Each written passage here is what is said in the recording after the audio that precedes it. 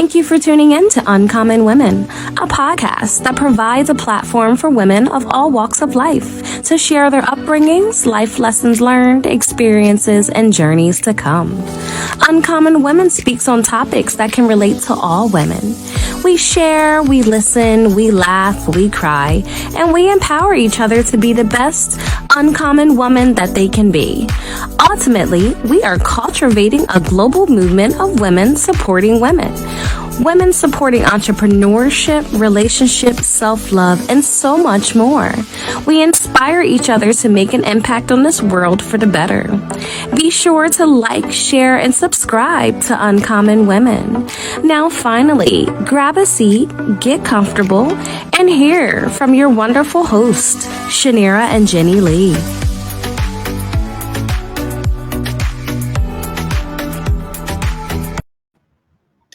Thank you, kings and queens, for tuning in to Uncommon Women. I'm Shanira. And I'm Jenny Lee. And today we have an amazing guest speaker that's going to share how journaling has helped her overcome any life trials and tribulations and healing, as well as self-care. So before we get into today's story, to tell you a little bit about our guest speaker. Her name is Brittany Battle Lias. She's a mother of 3 doing business in the Philadelphia area, whose goal is to guide people towards personal healing through journaling and meditation. She's passionate about self-care practices that balance the mind, the ground of the soul, while encouraging a more scarred way of life. So thank you, Brittany, for tuning in to Uncommon Women with us today. Thank you so much for having me, guys. I'm really excited for this conversation. So am I. So before we get into the good things about journaling, can you tell us a little bit about your life? How was it growing up? Yeah, for sure. Growing up, so I have a twin sister, I have 2 older brothers, and I kind of think of my life as like a book, as like having chapters, like a before and after somewhat. So my mom passed away when I was 13. So we lived in North Carolina at that time, in Charlotte. So it was like my life was a certain way up until I was 13. And then after losing my mom, she died from breast cancer at a pretty young age. She was only 36. So after that, we moved in with my aunt and we moved to Pennsylvania. So there's certain chapters of my life, and it seems like a whole lifetime, you know, because when things change so much, it seems like a different life. Like you enter into a different life. You know, it's like when people say, you know, I'm going into a new chapter of my life. That's kind of how it feels.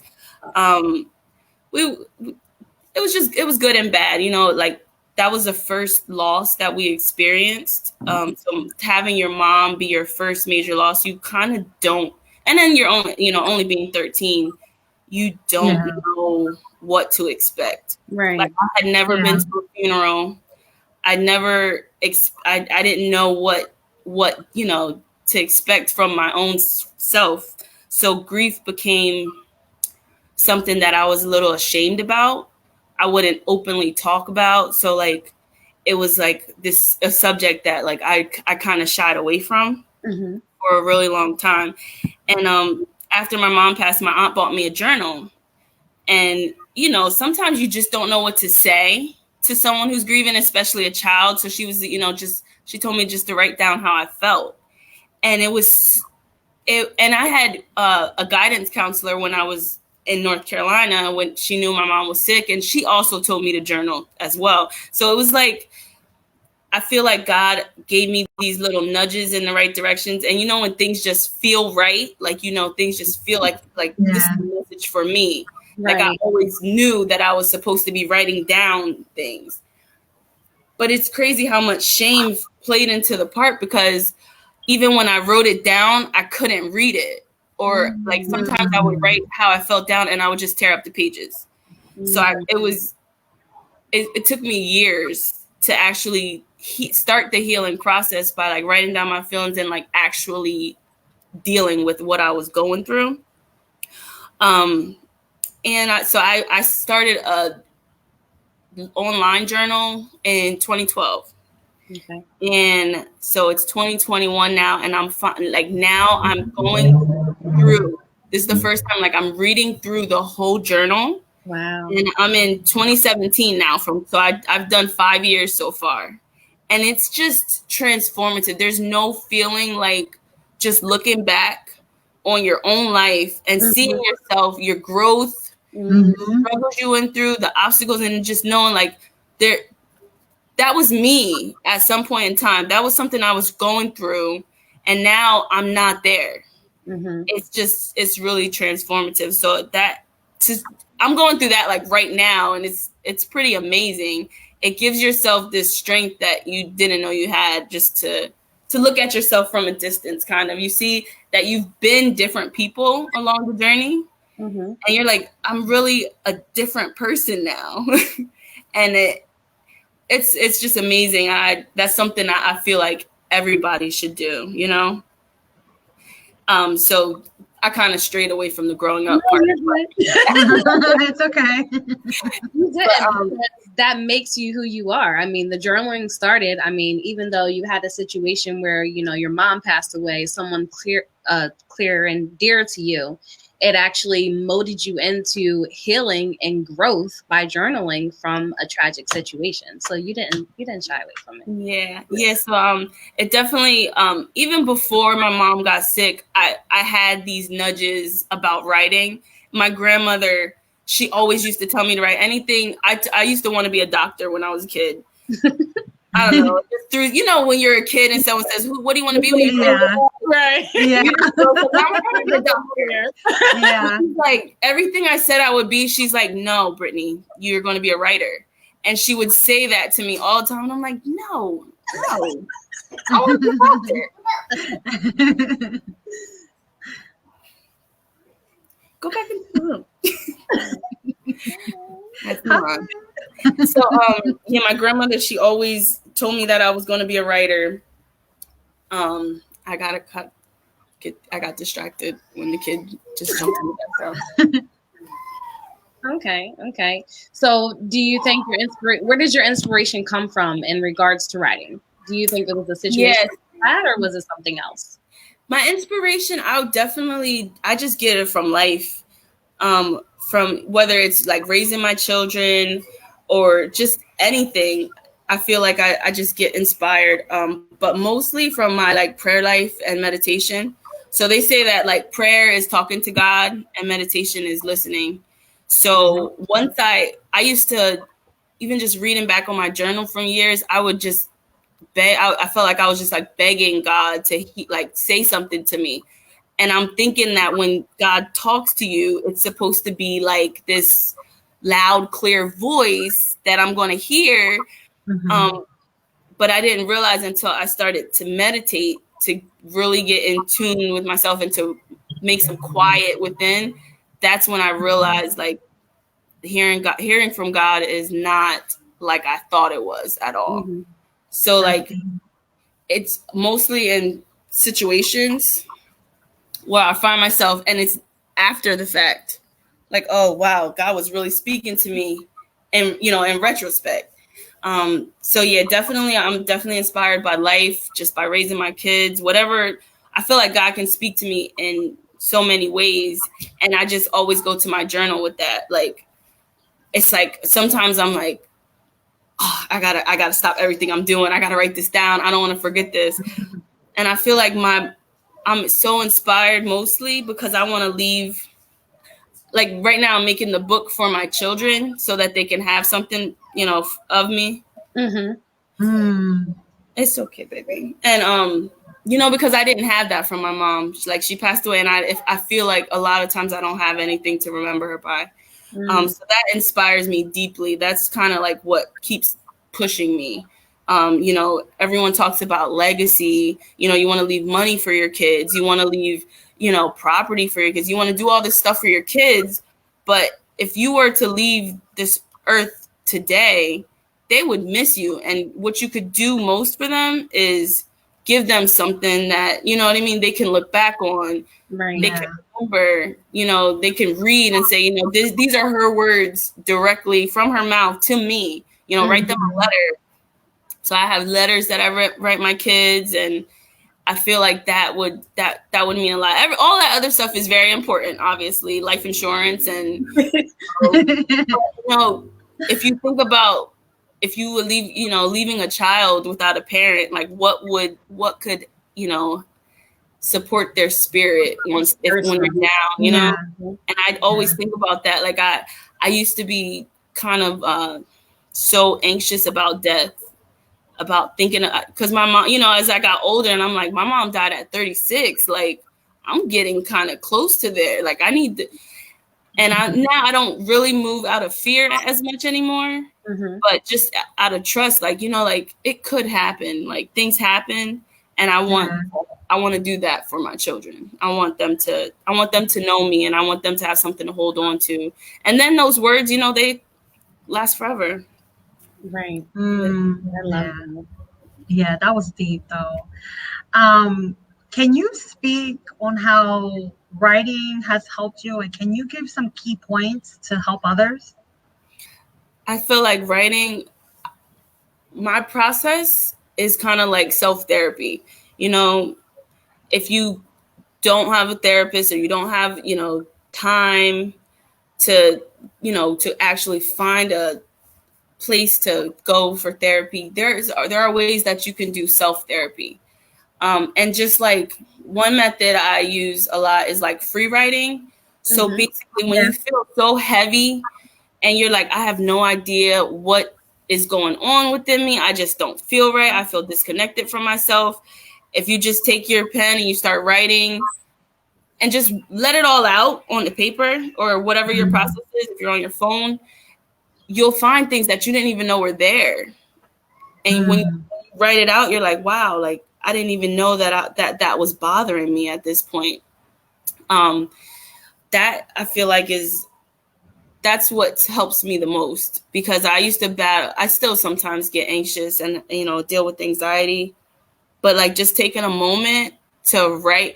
And it's like, when you just want to talk to someone, you need someone to listen. Yeah. You can do that for yourself. Yeah. Through your journal, you're like, okay, you might feel like whatever's bothering you that nobody would care. Like it could be, you feel like it's just stupid. Like, why am I so bothered by this? But you do. But you're bothered, and to honor like exactly how you feel and what you're going through, go to your journal, write it out. You know what I mean? Like take that time to do that for yourself. And that has been so healing for me, because I used to feel like I needed people. And you don't. You really, not to say you don't need anyone, but not in that way. Like if you just need to vent, you could actually vent to yourself into your journal, and you feel so much relief. There's been days where I would like, I don't know what's going on with me. And it'd be just because I didn't write. And then once I write, and I like just to get things out of my head, it's been very helpful to do it that way. That's deep. There you go, honey. So like writing for you is kind of like your healing scope. You know how some people are, but it's in a positive way. You know how some people, when they're stressed out, they have an addiction and they go to drinking or they go to smoking or whatever the case may be. But yours is a positive way to release stress by writing. Is that correct? Yeah. I would agree. Yeah, definitely. Definitely. I like that. So how do you feel when things get overwhelmed and you're unable to write? I do have my moments. I get overwhelmed and I can't write, but I feel like the journaling and the prayer and meditation is my whole process of like my spiritual work. And the meditation part for me is really just being present. So when I'm overthinking, that's when I'm getting anxious. I'm getting overwhelmed because I'm too much in my head. So if I cannot write, if I'm feeling overwhelmed, I just really have to do my best to be present and come into my body. And so like say I'm washing dishes. That's a lot of times I'm washing dishes and I'm so into my head about what I got to get done, what I got to do. And instead of doing that, I'm just like, all right, wash, feel the water. Right. And this is a process of like a walking meditation, or like a not actually sitting meditation. So when you're washing dishes, you feel the water on your hands, you feel the soap, you feel the dishes, you wash it slowly, and to like take your time and not rush through whatever you're doing. That is how you can make your life a meditation. It's the process of actually paying attention to what you're doing and not just being so in your head that you're just thinking and thinking, because the mind actually, it tries to take control of everything, but it's just a small part of who you are. Like you have your mental, you have your energy, you have your physical. So when we talk about coming into balance, we have to get out of our heads. So I try to be as present as I can. That's my process, and it works. It's just remembering to do it. And the breath, that's a big one. Paying attention to how you're breathing. So there's a book that's out right now, and it's forgive me, I forget what the name of it is, but it says that we are chronic overbreathers. We take too many breaths. So if you slow down and you pay attention to how you're breathing, it actually calms your nervous system. So that's another one that I try to remember, basically, to become present first, and then to pay attention to my breath. And then I notice that I do calm down, and then affirmations are big as well. Like if I can't, like this morning was a little hectic, and I'm like, I can do this. And it can be the simplest affirmation. Like some people think that their affirmations have to be these long and fancy, you know what I mean? Like I can do this. Like, no, it really can be simple. Sounds like me. I said, sounds like me. Yeah, like just make it simple. Like, right. Yeah, and that it changes your whole, right.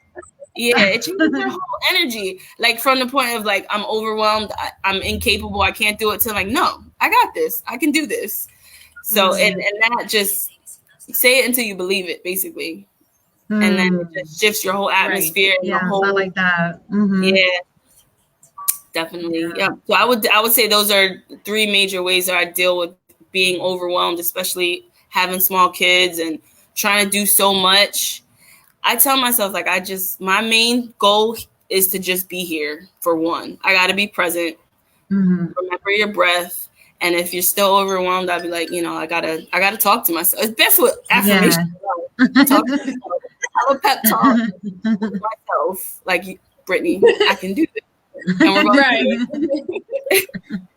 And I think also because we are like moms, we're always on the go, and we're always trying to think of, you got to do this, got to do this, and you're so structured. And sometimes you just need to rest in yourself, and top of believing in yourself. But it all happens to the best of us. It definitely do. Well, I think it's also a natural thing, because we as women take on a lot, and that is just something. It just comes into natural to us, where we just take on so much, and we got to do this, we got to do that, and then we just feel like we don't have time for anything else, or even for ourselves sometimes. Yeah. So go ahead. No, that's the main thing. Like that's what meditation is for me, is just taking that time for myself, because as mothers, as people, we give and overextend. And when I feel overwhelmed, it's usually because I haven't taken any time for myself. Like lately, so I have to try to wake up earlier, because my son will start school at 7:30, and I can't wake up at 7:00, and I'm doing everything for him. And right away, like as soon as your day starts, bam! Now I'm doing everything. Nope. Yeah. Like I gotta start off on the right foot and like come into meditation, or even just to sit for a minute. Like I'll come out of my room, I'll come sit here and just breathe for a minute before anybody gets up. Hopefully the baby hasn't woke up and smacked me in my face.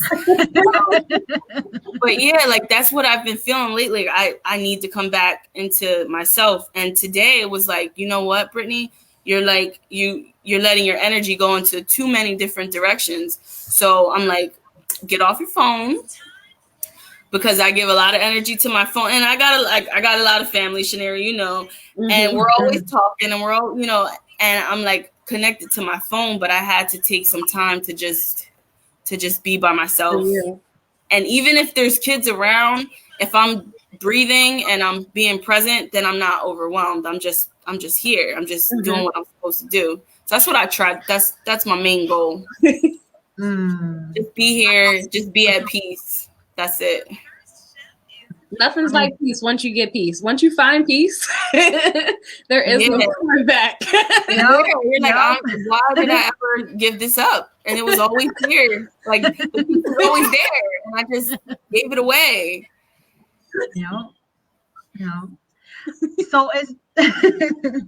So is there anything you want to express or share? So I do want to let everyone know that I do have a website. It's BrittanyBL.com, and I try to blog, post blogs on there, and I will be updating my website very soon to kind of just update everyone on my business aspect.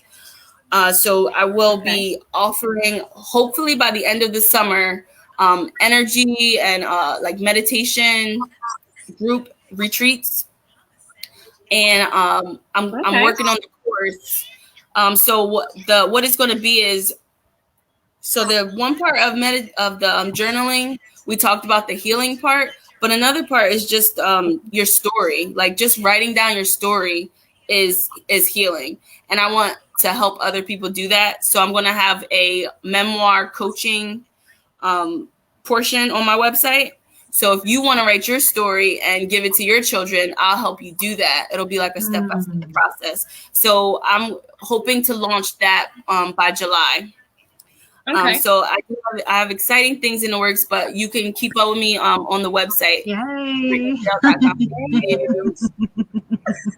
So that's I feel like very, very passionate about that part, because looking back in my journal, I told you from 2012, I've been telling myself that I want to do this. Like, I want to write down, I want to have a memoir, I want to give it to my kids.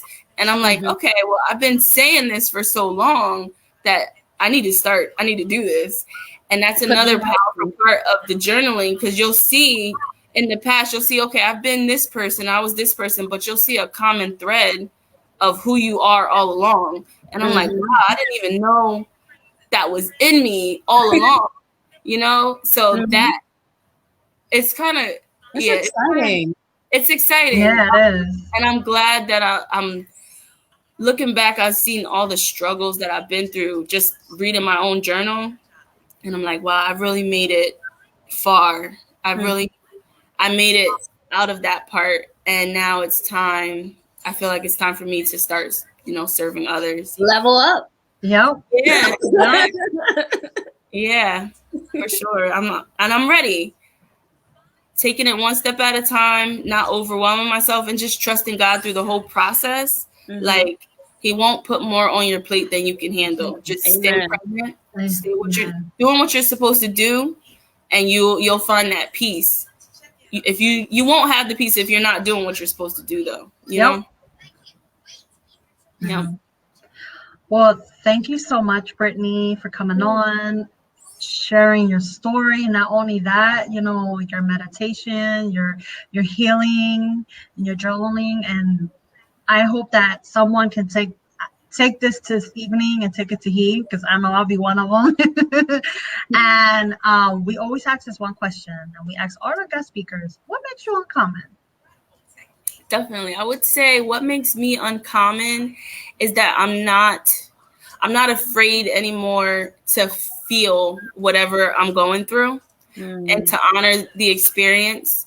I'm not afraid to grieve anymore. And sometimes grieving is just grieving who you have been. Facing that death is a reality for all of us, and we have to live while we're here. And I feel like what makes me uncommon is just the readiness to share that message with everybody. I love it. Thank you. Really deep, but it's meaningful. It stands for something. I love it. Thank you again And thank you for our viewers for tuning in this evening. I want to speak on our apparel. Everyone, you got to check it out at www.uncommonwomen.net if you have any topics or you want to be a potential speaker. Once again, www.uncommonwomen.net. And our self-love seminar is this Saturday, everyone. Make sure you get your tickets, and it's going to be empowering with some wonderful, amazing testimonies with some wonderful, amazing ladies. And tickets are almost sold out. Tonight is the last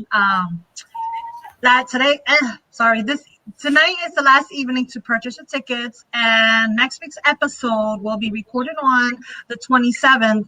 Also, she will be speaking on a better you, and also do not forget to subscribe and like our YouTube channel. Make sure you check us out.